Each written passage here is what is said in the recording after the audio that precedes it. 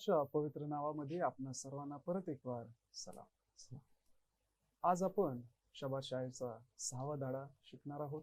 यावर आपण अभ्यास करणार आहोत आणि आजच्या धड्याचं शीर्षक आहे प्रार्थनेचे योद्धे. आणि या धड्याचा अभ्यास करण्याकरिता आपल्यामध्ये परत एक वार पास्टर सुजय माने आहेत. सलाम.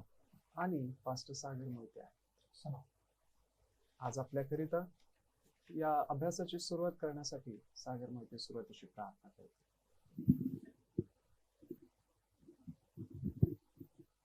स्वर्गातील प्रेम परमेश्वरा, तुझा आभार मानतो या सुंदर प्रहरी आम्हाला तुझ्या पवित्र पायाजवळ तू घेतलंस आणि तुझ्या सत्यवचनाचा विचार आणि अभ्यास आम्ही करत असताना तू आमच्या संगती आहेस, आमचा विश्वास आणि खात्री आहे. प्रभू, तू आज आमच्या संगती बोल आणि आम्हा सर्वांना तुझं कृपेचं मार्गदर्शन तू कर, कारण की नम्र प्रार्थना ख्रिस्ताच्या द्वारे केली म्हणून आहे. आमेन. आमेन. आमेन. आमेन. धन्यवाद पास्टर. आजच्या ज्या अभ्यासाकरिता, या धड्याच्या अभ्यासाकरिता जे सुवर्ण वचन आपल्याला देण्यात आलेलं आहे ते स्तोत्र संहिता 116 पहिलं आणि दुसरं वचन आहे. हे वचन असं म्हणतं, मी परमेश्वरावर प्रेम करीतो, कारण तो माझी विनवणी ऐकतो. त्याने आपला कान मजकडे लाविला आहे, म्हणून मी जन्मभर त्याचा धावा करीन. आता हे वचन आपल्या सर्वांना सांगत आहे की परमेश्वरावर प्रीती करणं, आणि ज्यावेळेस आपण देवाजवळ काही विनवणी करत आहोत, परमेश्वर त्याचा कान आपल्याकडे लावत आहे. म्हणजे देवाला देखील आवड आहे की जर आपण त्याच्याशी बोलत आहोत तर परमेश्वर आपलं ऐकण्यासाठी तयार आहे. आता एक उदाहरण आपल्या सर्वांसाठी दिलेलं आहे. ते अशा रीतीनं की समजा जर आपला कोणी मित्र असेल, जर कोणी अगदी जवळचा व्यक्ती असेल किंवा आपले पती पत्नी असतील, त्यांच्याशी आपण जर क्वचितच संवाद साधला, क्वचितच जर आपण त्यांच्याशी बोलू लागलो, तर आपलं आणि त्यांचं नातं इतकं घट्ट होऊ शकत नाही किंवा त्यांच्यामध्ये दुरावा देखील निर्माण होऊ शकतो जर सातत्यानं त्यांचा संवाद किंवा संबंध नसेल, आणि त्यांचे संबंध तुटले जातील किंवा अनेक साऱ्या अडचणी देखील, समस्या उद्भवू शकतात. आणि प्रार्थना हे एक असं साधन आहे जे आपल्याला आपलं नातं जे परमेश्वरासमवेत आहे ते अधिक घट्ट करण्यासाठी मदत करतं.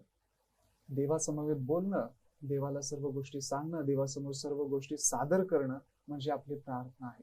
आणि परमेश्वराला याच्यामध्ये खूप आवड आहे की जर त्याची लेकरं, त्याची विश्वासू लेकरं परमेश्वरा समवेत बोलत आहेत.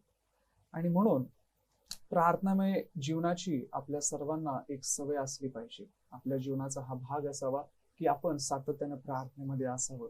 आणि जर आपण नेहमी आणि सतत प्रार्थना केली नाही तर आता किंवा नंतर आपण परमेश्वरापासून दूर होऊ शकतो. तर प्रार्थना ही आपल्या सर्वांना ठाऊक आहे की देवाशी जोडून ठेवते, आणि अनेकदा आपण ही प्रार्थना खूप सहज रीतीने घेतो आणि आपण म्हणावं तेवढं त्याच्यावर विचार करत नाही किंवा भर देत नाही. परंतु आजचा हा आठवडा आपण शिकणार आहोत की प्रार्थनेद्वारे आपल्या जीवनामध्ये किती सामर्थ्यवान अशा गोष्टी घडू शकतात. कारण आपल्या आध्यात्मिक जीवनाला बळकटी देणारं प्रार्थना ही एक मध्यवर्ती असा भाग आहे. रविवारच्या मुद्द्यामध्ये आपण बघत आहोत विश्वासू दानिएल. आता यावेळेस आपण सर्वजण अभ्यास करत आहोत की प्रार्थना म्हटल्यानंतर शास्त्रामध्ये अशी कोणकोणती लोक आहेत की ज्यांच्या जीवनामध्ये प्रार्थनेद्वारे खूप भर पडली किंवा प्रार्थनेद्वारे त्यांच्या जीवनामध्ये अद्भुत अशी कार्य झाली. दानिएल आपल्या सर्वांना माहित आहे. खूप चांगलं असं उदाहरण आणि उत्तम असं उदाहरण आपल्या सर्वांसमोर आहे. पहिल्या अध्यायामध्येच आपल्याला पाहायला मिळतं की ज्यावेळेस त्याच्या समोर मांडण्यात आलेलं आहे, सांगण्यात आलेलं आहे की जे राजा खात आहे ते सर्व तुम्हाला खाद्य जेवण सर्व देण्यात येईल. परंतु दानिएल प्रार्थनेद्वारे या सर्व गोष्टी काय करत आहे, मनाई देखील करत आहे. तो निश्चय करत आहे की आम्हाला जरी देवाद्वारे सर्व गोष्टी ज्ञात आहेत, विद्या आहे किंवा स्वप्ने उलगडण्याचं ज्ञान आहे, या सर्व गोष्टी ज्या परमेश्वराने त्याला दानाद्वारे दिलेल्या आहेत, परंतु या सर्व गोष्टी त्याला प्राप्त होण्या पाठीमागचं कारण प्रार्थना, म्हणजे परमेश्वराशी असलेला त्याचा संबंध आहे. आणि आपल्या सर्वांना माहित आहे की दानिएलाचे जे वर्णन आहे ज्ञानी असं म्हणून असं करण्यात येत आहे. तसंच आपल्याला पाहायला मिळतं की 4थ्या अध्यायामध्ये, पुढच्या काही अध्यायांमध्ये, की देवाचा आत्मा हा दानिएलाच्या ठायी होता. तो स्वर्गाचा परमप्रिय होता. आणि हे एका मनुष्याचे वर्णन ज्याचे देवाबरोबर बळकट आणि वास्तव्याचे संबंध आहेत, अशाच व्यक्तीचं असं वर्णन होऊ शकतं.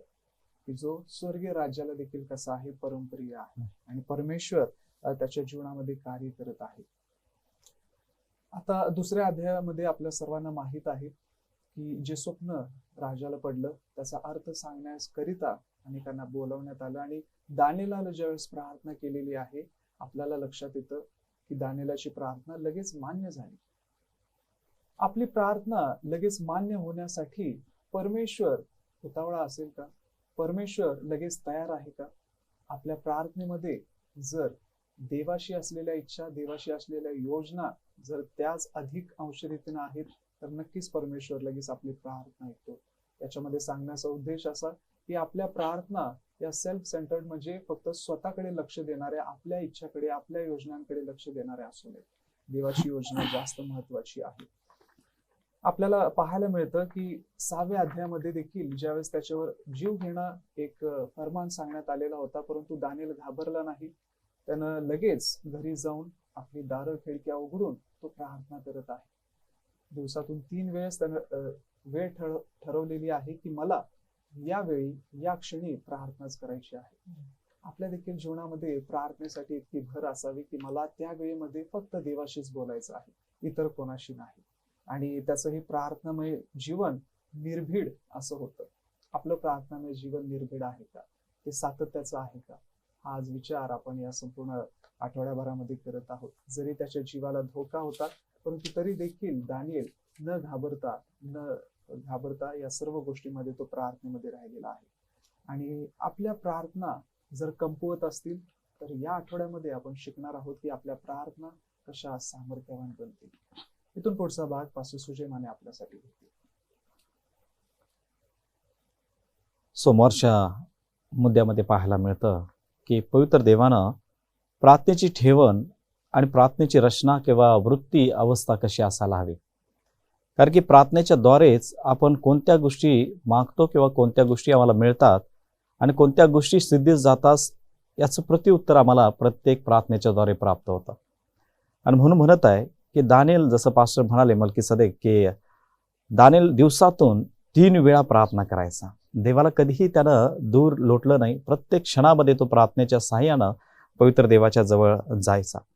आज त्याची प्रार्थनेची जी रचना आहे किंवा प्रार्थनेची जी ठेवण आहे, निवळ प्रार्थनाच तो करत नसायचा, तर त्याची बसण्याची व्यवस्था, त्याची उभं राहण्याची व्यवस्था आणि बसून राहण्याच्या देखील प्रार्थना आहेत. त्याच्यामध्ये तो गुडघ्यावरती येऊन नम्र भावाने तो देवाजवळ प्रार्थना करायचा.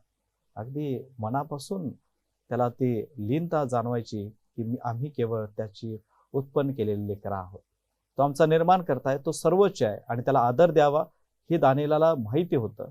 आणि म्हणून तो गुडघ्यावरती येऊन सातत्यानं प्रार्थना करायचा. अशा अनेक प्रार्थना आहे की त्या प्रार्थना कोणी उभा राहून करत आहे, कोणी गुडघ्यावर बसून करत आहे, कोणी बसून देखील प्रार्थना करत आहे. परंतु या सगळ्या प्रार्थनांच्या मध्ये आम्हाला पवित्र शास्त्र सांगतं की वेगवेगळ्या प्रथा आहेत, वेगवेगळ्या रचना आहेत, वृत्त्या आहेत, परंतु अंतःकरणापासून प्रार्थना करणं हे फार गरजेचं आहे. आणि म्हणून बायबल आम्हाला अशा पुष्कळ लोकांची देखील प्रार्थना आम्हाला आमच्या समोर मांडतं. आणि म्हणून म्हणताय तुम्ही प्रार्थना करत असताना तुमची नेहमीची अवस्था काय आहे ही त्या लोकांकडून शिकून घेणं फार गरजेचं आहे. जे आमचे पूर्वज आहेत त्यांनी कोणत्या प्रकारे प्रार्थना केली आणि त्यांच्या कोणत्या मागण्या पूर्ण झाल्या, ह्या गोष्टीकडे विशेष असं लक्ष असणं गरजेचं आहे. म्हणून प्रार्थना करावी, परंतु त्याची अवस्था महत्वाची असणं किंवा त्याची वृत्ती महत्वाचं असणं ही आपल्याला गरज आहे. आणि म्हणून आपला आदर प्रदर्शित करतं त्या प्रार्थनेच्या द्वारे, आमची आंतरिक भावना प्रदर्शित करतं, आमची देवाला शरण जाण्याची देखील इच्छा आमच्या समोर प्रकट करतात. आणि म्हणून काही लोक गुडघे टेकता येत नाही, काही लोकांना उठता येत नाही, त्यांची परिस्थिती, त्यांच्या आरोग्यानं कदाचित त्यांना ते सहाय्य होत नसेल, परंतु देव सांगतो की तुमच्या हृदयाची स्थिती ही कायम महत्वाची आहे. आणि हे जर अंतःकरण किंवा हृदय पूर्णपणे चांगले असेल देवाच्या सामर्थ्यामध्ये वाढण्यासाठी, तर आपण निश्चितपणे देवाच्या मागण्या ज्या आहेत, देवाला ज्या आवडणाऱ्या ज्या प्रार्थना आहेत त्याच्यामध्ये आपण यशस्वी होऊ शकतो. आणि म्हणून बायबल आपल्याला सांगतं की 1 तेसलोनिकरास 5 अध्याय 17 वचन की सतत प्रार्थना करणं, निरंतर प्रार्थना करणं, नाही का? निरंतर प्रार्थना करण्यानं आमच्या अनेक गोष्टी आम्हाला मिळवण्यासाठी सहाय्य आहे. आम्हाला प्रत्येक गोष्टीमध्ये आम्हाला यश प्राप्त होऊ शकतं. सातत्य आमच्या जीवनामध्ये असायला हवं. आणि म्हणून देव आम्हाला आमंत्रित करत आहे. कशासाठी? तर निरंतर प्रार्थना करण्यासाठी. आज आपण किती वेळा प्रार्थना करतो हे आमच्या समोर आम्ही प्रश्न मांडला पाहिजे. आणि म्हणून म्हणत आहे कलस्यकरास पत्र याचा 4 अध्याय आणि 2 वचन की सातत्य ठेवा. जे प्रार्थना आहे त्या प्रार्थनेमध्ये सातत्य ठेवा. जर आपण सातत्य प्रार्थनेमध्ये ठेवलं तर नक्कीच देव आमच्या प्रार्थनेचं उत्तर आम्हाला देणार आहे. आणि म्हणून मग रोमकरास पत्र याचा 12 अध्याय 12 वचन देखील म्हणतं की प्रार्थनेत तत्पर असा आणि आज तुम्ही उभे राहा, बसा किंवा झोपा, चाला, याच्याकडे तुमचे विचार हे देवाकडे तुम्ही वळवले पाहिजे, नाही का?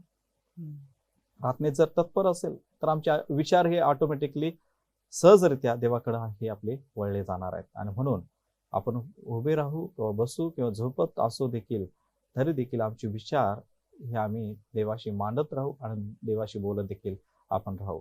आणि म्हणून आमच्या समोर एक महत्वाचा एका संदेशाचा एका सेवकाचा आमच्या समोर उदाहरण दिलेलं आहे.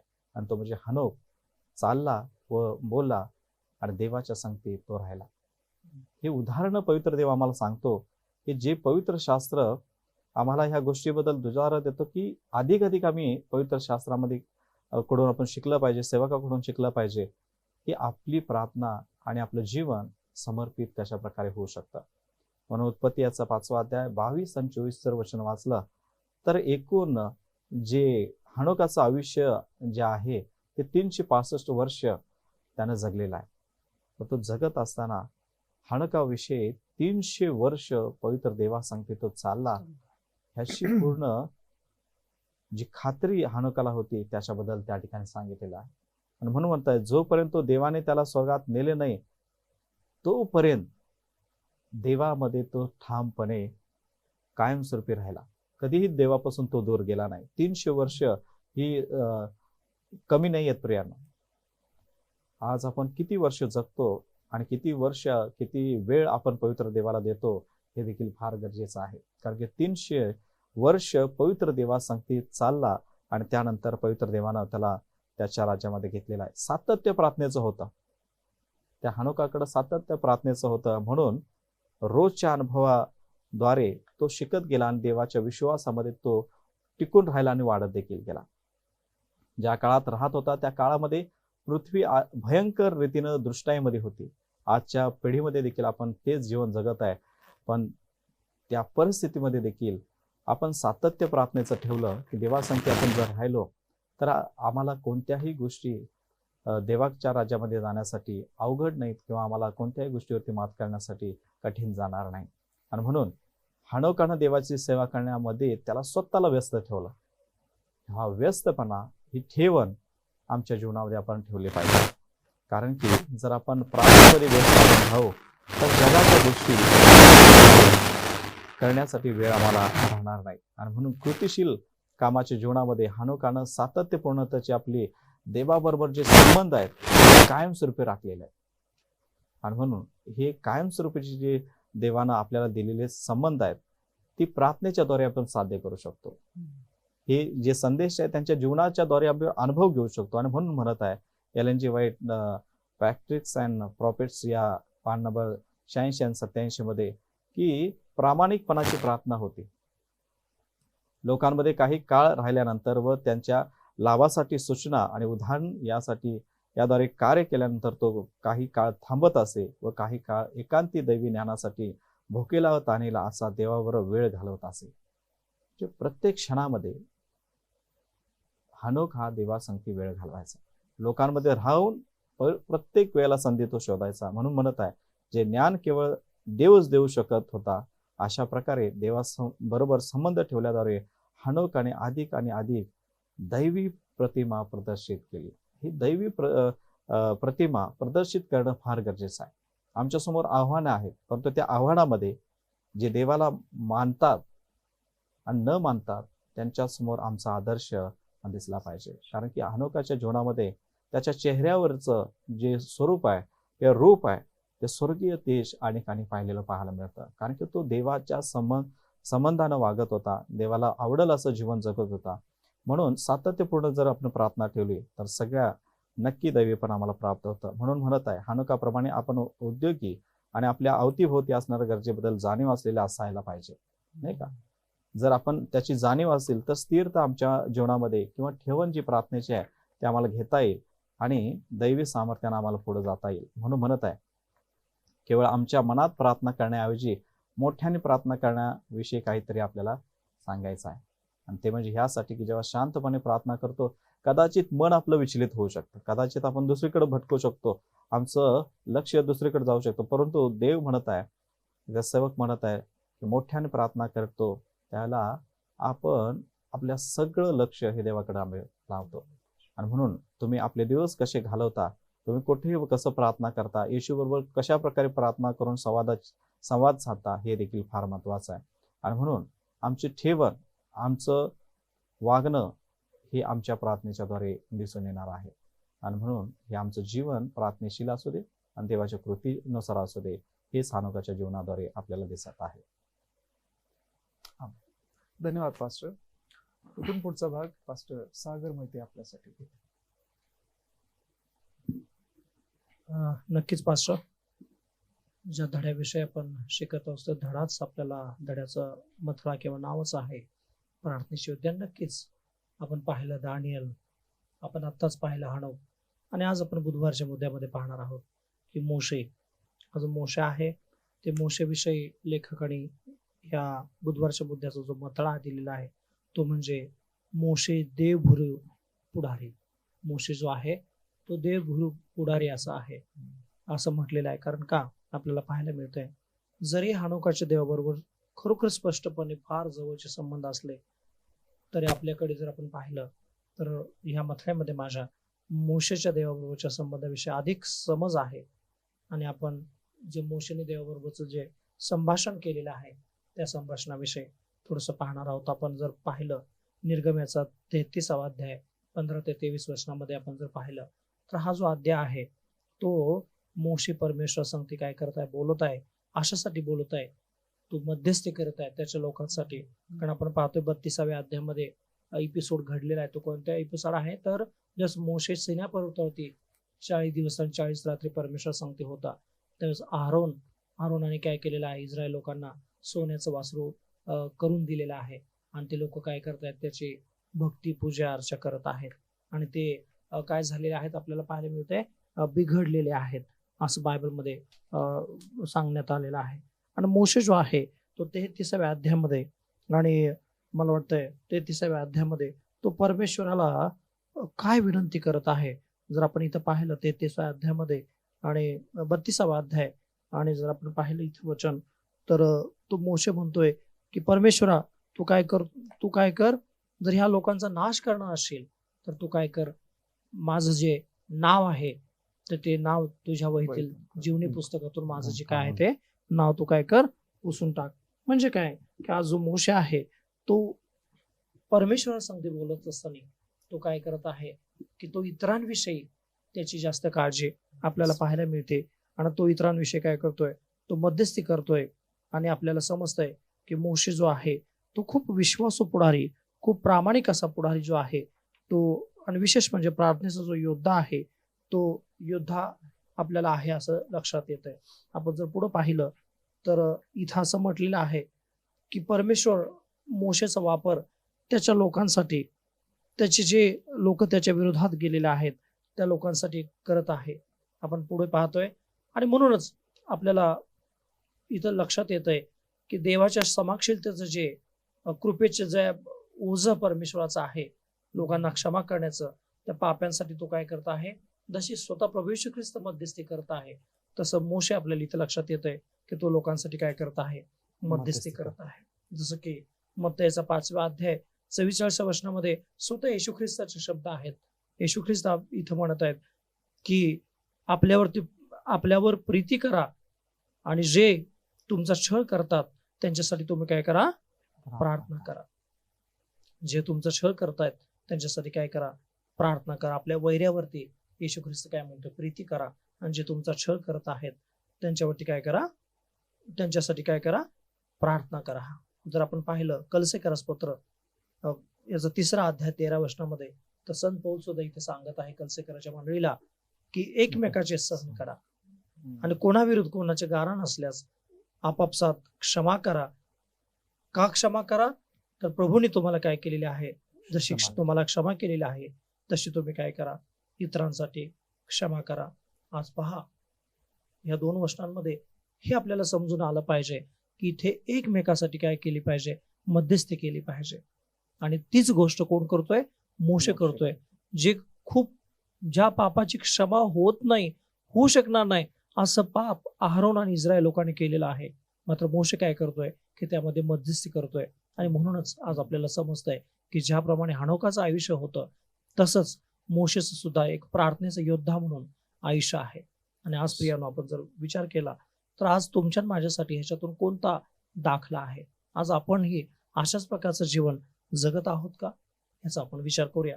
आपण पुढे पाहणार आहोत गुरुवारच्या मुद्द्यामध्ये मोशे काय करतोय. आता आपण पाहिलं पाठीमागच्या मथळ्यामध्ये किंवा मुद्द्यामध्ये बुधवारच्या की मोशे अहरोनासाठी आणि बाकीच्या लोकांसाठी तिथे प्रार्थना करतोय. आता यामध्ये आपण पाहतोय या मुद्द्यामध्ये मोशे राष्ट्रांसाठी काय करतोय, मध्यस्थी करतोय. मोशे काय करतोय, राष्ट्रासाठी मध्यस्थी करतोय. म्हणजे तो म्हणतोय की जे त्यांनी पाप केलेलं आहे ते पाप त्यांच्याकडे मोजू नको परमेश्वरा. तर तू काय कर, त्यांना तू तुझ्या मोठ्या कृपेनं, मोठ्या अंतकरणानं तू काय कर, क्षमा कर. आणि मोशेचं आपण जीवन जर पाहिलं तर मोशे अगदी धाडसाने देवाच्या लोकांसाठी पुन्हा पुन्हा मध्यस्थी करतोय. देवाच्या लोकांसाठी पुन्हा पुन्हा मध्यस्थी करतोय. जेव्हा त्यांना तहान लागली होती तेव्हा मोशे देवाकडे जातोय. जेव्हा त्यांना भूक लागलेली आहे तेव्हा मोशे देवाकडे जातोय. जेव्हा ते निराश होते तेव्हा मोशे देवाकडे जातोय. आणि आपल्याला पाहायला मिळतंय की मोशे जे आहे तो खूप महान असा प्रार्थनेचा योद्धा आहे, हे आपल्या लक्षात येतंय. प्रियानो, आपण जर पुढे पाहिलं तर मोशे आपल्याला लक्षात येतंय की मोशे काय करतोय, देवासाठीची जी खोल प्रीती होती आणि त्याच्या शिलाचं स्पष्ट जे चित्र होतं ते काय करतोय, मोशे लोकांसमोर मांडतोय. मोशेच्या द्वारे लोकांना काय दिसतंय, देव दिसत आहे.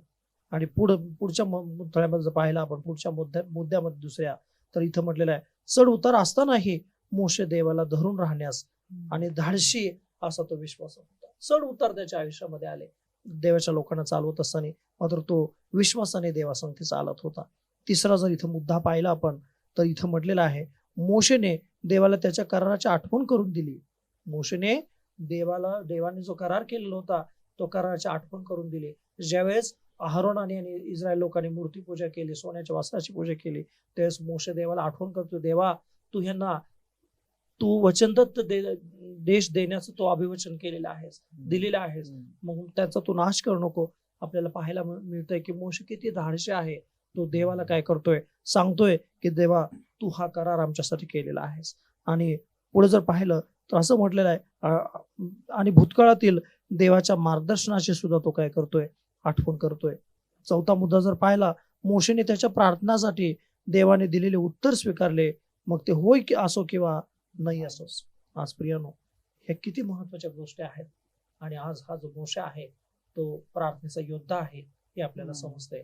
आज ह्या विचाराच्या द्वारे आपण विचार करूया की खरोखरच आपलं हे आयुष्य मोशेसारखं, हनोकासारखं, दानिएलासारखं आणि बाकीचे जे प्रार्थनेचे योद्धे बायबलमध्ये आहेत त्यांच्यासारखं आहे का? धन्यवाद पास्टर. यावेळेस खूप सुंदर रीतीने आपल्या सर्वांसमोर आजच्या धड्याद्वारे काही प्रार्थनेचे योद्धे मांडण्यात आलेले आहेत, ज्याच्यामध्ये आज आपण दानिएल, हनोक आणि मोशे यांच्या जीवनातल्या या गोष्टी पाहिल्या आणि कशा रीतीनं ते प्रार्थनेद्वारे परमेश्वराशी जोडलेले आहेत हा संबंध आज आपण पाहिला आणि शिकला. आज आपल्या जीवनातल्या काही चिंता असू देत, काही ओझं आहे, काही अडचणी आहेत, देवाला खूप आवड आहे याच्यामध्ये की आपण ते सर्व ओझं त्याच्यापर्यंत घेऊन जावं. परमेश्वर या सर्व जगाचं ओझं जर वाहत आहे तर आपली ओझी त्याच्यासमोर काहीच नाही. आणि अनेकांना प्रश्न असतो की मी माझं ओझं कोणाला सांगावं, कोणापर्यंत मी जावं. आज आपल्या मनामध्ये जर हा प्रश्न असेल तर परमेश्वर हेच त्याचं एक उत्तर आहे. आणि आज परमेश्वराला फक्त तेवढ्या पुरतं आपल्याला मर्यादित ठेवायचं नाहीये. त्या प्रार्थनेद्वारे जर आपण अधिक भक्कम होत गेलो तर परमेश्वर आपल्या जीवनात अधिक सामर्थ्यवान अशा गोष्टी करू इच्छित आहेत. जी आज आपण उदाहरणे पाहिली ती उदाहरणं साधी नाहीयेत. आज त्यांच्या जीवनाद्वारे आणि त्यांच्या जीवनामध्ये कितीतरी अद्भुत अशी कार्य घडून आलेली आहेत आणि हे खूप महत्वाचं आहे. आज आपण देखील अशाच वचनाद्वारे, अभ्यासाद्वारे आपलं प्रार्थनामय जीवन अधिक भक्कम करूया. याचा आज आपण शेवट करत असताना एक एलन जी व्हाईट यांच्या कोटेशन मधून मी एक छोटीशी शेवटची लाईन वाचत आहे, जी आपल्याला सांगत आहे की अशी कुठलीही मनाची गोंधळलेली अवस्था नाही जी दूर करणे त्याच्यासाठी कठीण आहे. कुठलेही संकट त्याच्या लेकरांवर तो येऊ देत नाही. आणि जर आपली प्रार्थना प्रामाणिक आहे तर ती प्रामाणिक प्रार्थना ज्याच्या ओठामधून निघालेली आहे ती देवाद्वारे किंवा देवाच्या नजरेसमोर सुटणार नाही. आज ही प्रार्थना ज्यावेळेस तुम्ही देवाजवळ करत आहात, या आशेनं, या खात्रीनं करा की ही प्रार्थना आपल्याला अजून भक्कम बनवेल. परमेश्वर आपली प्रार्थना अधिक सामर्थ्यवान अशी करो आणि आपल्या प्रत्येकांना परमेश्वर एक प्रार्थनेचा योद्धा बनव. आजच्या धड्याद्वारे परमेश्वर आपल्या सर्वांना आशीर्वादित करो. परत एक वार पुढच्या आठवडी आपण नवीन धड्यासहित नवीन अभ्यासाकरिता तयारीत असूया. परमेश्वर तुम्हाला आशीर्वादित करो. धन्यवाद.